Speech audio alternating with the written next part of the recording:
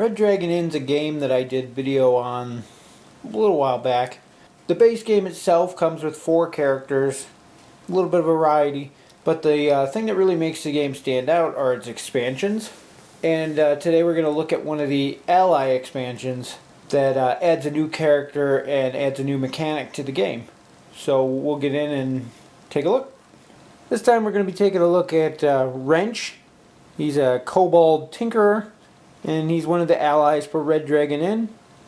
On the back of our box explains a little bit about the character, his pros and cons. And I'll put those down in the notes below in case you're interested. So inside the box, this one comes with a little insert about the Slug Crew. They're basically the people from Slugfest Games that go around to different stores and whatnot to promote the games. They run tournaments and things like that, organize play, and in return they get a few rewards from the company. It's an interesting program. I tried it myself. There isn't enough of an interest at our stores locally to really make use of it, but it was an interesting program.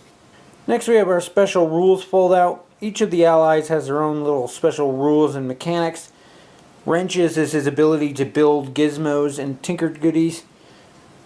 This has special rules for how your gizmos work and how to play them, along with some examples, as well as rules for other players so they can damage and destroy your gizmos. And then a whole section on collateral damage, which is its own entertaining rules on its own. As with all the allies, you get the little mini playboard here. Again, it's that thinner, smaller material, but if you're traveling, these are handy to carry multiples of, much better than the giant boards for that. We prefer to use the large boards, so these generally stay in the box unless we're playing with a game with more than 4 players.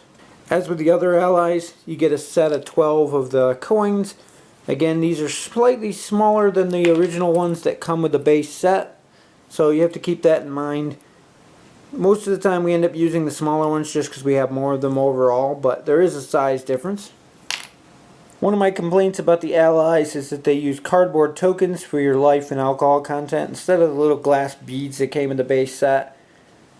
Wrench here is from a newer edition, so these tokens are quite a bit nicer than the original ones were for the allies, but still kind of lacking compared to those simple glass beads. Granted, you can buy them at any hobby shop or dollar store even. It's just nice to have them all be the same. We usually use the ones from the base set unless we have more than 4 players. As part of Wrench's special ability to make the gizmos, you have a bunch of these wrench tokens, which are used to keep track of the current fortitude of the gizmo.